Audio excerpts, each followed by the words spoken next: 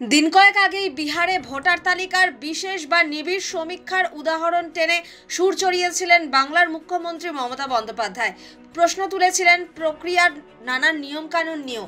তার কয়েকদিনের মধ্যেই বিশেষ বা নিবিড় সমীক্ষা নিয়ে নতুন বিজ্ঞপ্তি জারি করল নির্বাচন কমিশন। বিহারে আসন্ন নির্বাচনের আগে ভোটার তালিকার সার্বিক সংশোধনের কথা জানিয়েছিল নির্বাচন কমিশন।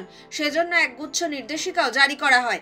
সোমবার ফের বিজ্ঞপ্তি প্রকাশ করে সেই নিয়মবিধিতে বিস্তর বদল এনেছে কমিশন।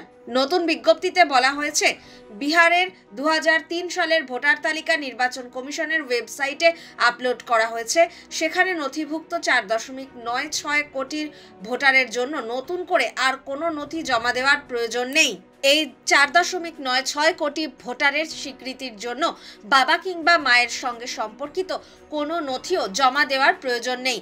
কোনো ভোটারের নাম যদি 2003 সালের বিহারের ভোটার তালিকায় নাও থাকে, সেক্ষেত্রে তিনি নিজের বাবা কিংবা মায়ের অন্য কোনো নথির পরিবর্তে 2003 সালের ভোটার তালিকাটি ব্যবহার করতে পারবেন।